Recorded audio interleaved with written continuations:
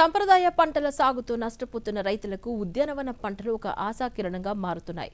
రాయలసీమ వంటి ప్రాంత ఉష్ణోగ్రతల్లో కాశ్మీర్ యాపిల్స్, విదేశీ పంటలు పండించడం అసాధ్యమని భావించిన చోట నంద్యాల జిల్లాకు చెందిన ఒక ఆదర్శ రైతు దానిని సుసాధ్యం చేసి చూపారు.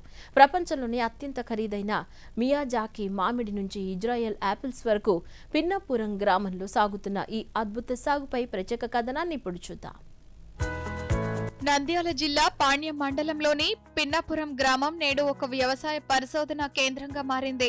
ఆదర్శ రైతు ఏరాసు ప్రతాపరెడ్డి తన 100 ఎకరాల క్షేత్రంలో ప్రపంచవ్యాప్తంగా ఉన్న 22 రకాల మామిడి మొక్కలతో పాటు యాపిల్, అవకాడో, ఖర్జూర పంటలను సాగు చేస్తున్నారు. రాయలసీమ అంటే కేవలం వరి, శనగ, మొక్కజొన్నే కాకుండా విదేశీ పండ్ల తోటలకు కూడా నిలయమని ఆయన నిరూపిస్తున్నారు. ప్రపంచంలోనే అత్యంత ఖరీదైన మియాజాకి మామిడి పండు ఇక్కడ ప్రత్యేక ఆకర్షణ. బేనిషా మామిడి పండు కంటే ఎన్నో రెట్లు రుచి, సువాసన గల రకాలను ఆయన సాగు చేస్తున్నారు. అలాగే వెస్ట్ ఇండియన్ బల్బ్ అవకాడోతో పాటు Arka supreme, Arka Ravi, Pinkerton, ఎట్టింగర్, Lam house రకాలను ఆయన పండిస్తున్నారు.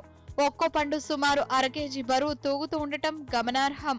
సాధారణంగా ఆపిల్ పండాలంటే వేల గంటల చల్లని వాతావరణం అవసరం. కానీ ఇజ్రాయెల్ రూట్ సాఫ్ట్ సాంకేతికత, పైరెట్ గ్రాఫ్టింగ్ పద్ధతి ద్వారా 52 డిగ్రీల ఉష్ణోగ్రతను కూడా తట్టుకునేలా ఆపిల్ సాగును చేపట్టారు. అధిక ధరలు ఉన్నప్పటికీ ప్రభుత్వం రాయితీలు కల్పిస్తే సాధారణ రైతులు కూడా ఈ లాభదాయక పంటల వైపు మళ్లుతారని ప్రతాపరెడ్డి ఆశాభావం వ్యక్తం చేస్తున్నారు.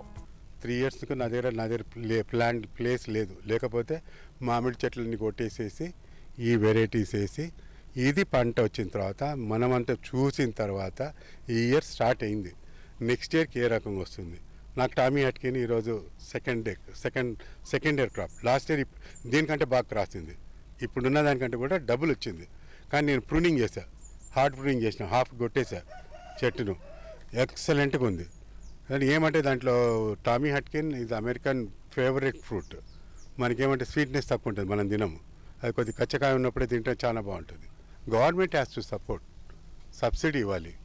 మెయిన్ దగ్గర ఇప్పుడు ఉన్నటువంటి ఓన్లీ ఎక్సోటిక్ వెరైటీస్ నా దగ్గర 20 వెరైటీస్ ఉన్నాయి. అంటే ఫ్రూటింగ్ వచ్చింది. ఇప్పుడు నాకు ఈరోజు ఫ్రూట్ చూపెట్టడానికి ఒక 10 వెరైటీస్ ఉన్నాయి. రైతులు కేవలం సంప్రదాయ పంటలకే పరిమితం కాకుండా పంట మార్పిడి చేయాలని, రైతులకు అవసరమైన సాంకేతిక పరిజ్ఞానాన్ని, రాయితీలను అందిస్తూ ఉద్యానవన పంటల వైపు వారిని ప్రోత్సహిస్తున్నామని నంద్యాల జిల్లా ఉద్యాన శాఖ అధికారి ఎం నాగరాజు తెలిపారు. గార్డెన్లో 10 మందికి మాదిరిగా ఉండడానికి ఈరోజు తన గార్డెన్లో మొట్టమొదటిగా ఆపిల్ సాగును చేపట్టడం జరిగింది.